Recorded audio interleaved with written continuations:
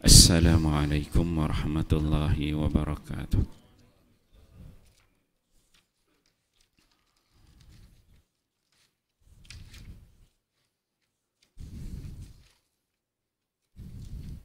Himpunan hadis-hadis sahih keutamaan puasa dan Ramadan. Ar-Rayyan untuk yang berpuasa. Hadis yang ke-10. An Sahlin radhiyallahu anhu anin Nabi sallallahu alaihi wasallam qala: Inna fil jannati baban yuqalu lahu Ar-Rayyan yadkhulu minhu as-sa'imuna yawmal qiyamah la yadkhulu minhu ahadun ghairuhum yuqalu aina as-sa'imun fayaqumu la yadkhulu minhu ahadun ghairuhum fa idza dakhalu ughliqa falam yadkhul minhu ahadun. Muttafaqun alaih. Akhrajahu Bukhari fi sahihih. Ar-Rayyan untuk yang berpuasa. Daripada Sahal radhiyallahu anhu, beliau berkata, daripada Nabi sallallahu alaihi wasallam, sesungguhnya dalam syurga terdapat satu pintu yang dinamakan Ar-Rayyan. Orang yang akan memasukinya pada hari kiamat nanti hanyalah mereka yang berpuasa.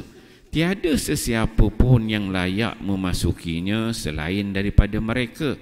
Lantas akan diseru oleh penjaganya, di manakah orang yang berpuasa? Maka mereka yang berpuasa pun bangun memasukinya. Tiada sesiapa pun yang layak memasukinya selain daripada mereka. Apabila mereka sudah memasukinya, pintu itu akan ditutup dan tiada sesiapa pun lagi yang akan dapat memasukinya. Muttafaqun alaih. Pengajaran hadis. Sesungguhnya cabaran berpuasa itu amat besar, namun ganjarannya sangat bernilai di sisi Allah Subhanahu wa taala. Allah Subhanahu wa taala menyediakan pintu khas untuk memasuki syurga yang dinamakan Ar-Rayyan, hanya untuk mereka yang berpuasa.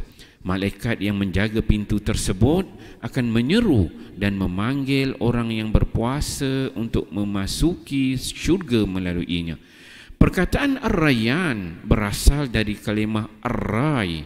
Dari segi bahasa membawa maksud titisan air hujan yang pertama. Ini adalah kiasan kepada orang yang berpuasa. Apabila memasukinya akan hilanglah segala kehausan selama-lamanya.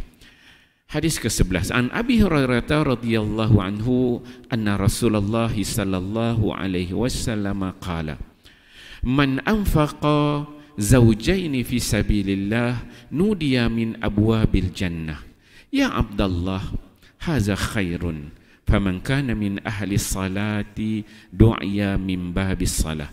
ومن كان من أهل الجهاد دعي من باب الجهاد ومن كان من أهل الصيام دعي من باب الريان ومن كان من أهل الصدقة دعي من باب الصدقة. فقال أبو بكر رضي الله عنه بأبي وأمي بأبي أنت وأمي يا رسول الله ما على من دعي من تلك الأبواب من ضرورة فهل يدعى أحد من تلك الأبواب كلها؟ قال نعم وأرجو أن تكون منهم. متفق عليه. أخرجه البخاري في صحيح. Daripada Abu Hurairah radhiyallahu anhu bahawa Rasulullah sallallahu alaihi wasallam bersabda, sesiapa yang membelanjakan dua dari sesuatu hartanya pada jalan Allah akan diseru daripada pintu-pintu syurga. Wahai hamba Allah, ini adalah satu kebaikan. Maka sesiapa yang terdiri daripada kalangan ahli salat akan diseru daripada pintu salat. Sesiapa yang terdiri daripada ahli jihad akan diseru dari pintu jihad. Sesiapa yang terdiri dari kalangan ahli puasa akan diseru dari pintu Ar-Rayyan. Sesiapa yang terdiri daripada ahli sedekah akan diseru daripada pintu sedekah. Maka Abu Bakr As-Siddiq radhiyallahu anhu berkata, demi bapa dan ibuku, engkau wahai Rasulullah sallallahu alaihi wasallam, sekali-kali tidak akan rugi bagi sesiapa yang telah diseru dari pintu-pintu itu. Tetapi adakah terdapat orang yang akan diseru daripada semua pintu itu?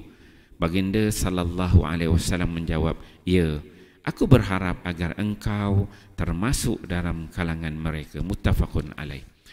Pengajaran hadis, orang yang membelanjakan harta kekayaan pada jalan yang diridai oleh Allah Subhanahu wa taala akan mendapat rahmat dan nikmat yang melimpah ruah pada hari kiamat. Sayyidina Abu Bakar As-Siddiq radhiyallahu anhu memiliki sifat-sifat yang terpuji dan sentiasa melakukan kebaikan semasa hidupnya. Oleh itu, beliau adalah seorang yang telah dijamin oleh Rasulullah sallallahu alaihi wasallam untuk masuk syurga melalui mana-mana pintu yang dikehendakinya. Sesungguhnya pintu-pintu kebaikan itu banyak dan beruntunglah sesiapa yang dapat memasukinya. Alhamdulillah tuan-tuan mulia. Pagi ini kita membaca hadis yang ke-10 dan hadis yang ke-11.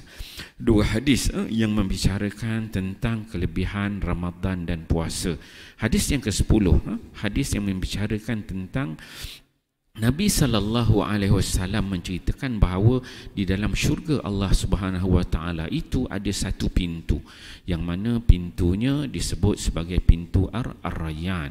Dan juga siri yang pertama himpunan hadis-hadis sahih siri 1 keutamaan puasa dan Ramadan terbitan JAKIM ini juga diberikan tajuk dengan pintu Ar-Rayyan. Ar-Rayyan ni apa dia? Ar-Rayyan ni ialah satu pintu di dalam syurga Allah Subhanahu wa taala yang Nabi sebutkan yadkhulu minhu as-sahimun. Yang boleh masuk daripada pintu itu ialah orang-orang yang berpuasa pada hari kiamat. Yang mana kalau orang yang tidak berpuasa la yadkhulu minhu ahadun ghairuhum. Jadi insya-Allah kita orang beriman ni semua orang yang berpuasa, kita akan masuk pintu ni nanti. Nama dia pintu Ar-Rayyan. Dan pintu ni nanti, dekat pintu ni nanti akan ada malaikat yang menyeru, kata Nabi sallallahu alaihi wasallam. Malaikat tu berkata, "Aina saimun?" Mana orang yang berpuasa?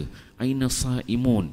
Maka orang puasa pun akan menjawab, "La yadkhulu minhu ahadun ghairuhum." Dia berkata, malaikat itu berkata, tidak akan masuk daripada pintu ini melainkan orang-orang yang berpuasa. Jadi apabila orang dah berpuasa dah masuk, ughliq, pintu itu akan ditutup. Jadi insya-Allah kita ni orang yang berpuasa ni akan dapatlah kelebihan masuk melalui pintu Ar-Rayyan. Kemudian hadis yang ke-11 itu hadis Abu Hurairah juga. Hadis ini hadis yang agak panjang yang menceritakan yang Nabi sallallahu alaihi wasallam menceritakan tentang pelbagai jenis kebaikan amalan yang boleh dilakukan. Pelbagai bentuk amalan yang baik dan mempunyai kelebihan masing-masing. Disebutkan dengan jihad, disebutkan dengan sedekah, disebutkan dengan juga yang disebut sebagai puasa. Maka Abu Bakar As-Siddiq dia bertanya kepada Nabi sallallahu alaihi wasallam, ada tak dalam kalangan hamba-hamba engkau, dalam kalangan umat engkau ya Rasulullah, yang dapat masuk semua pintu-pintu syurga ini? Dan kita tahu pintu syurga ni dia adalah 8 pintu. Siapa yang boleh masuk semua 8 pintu itu?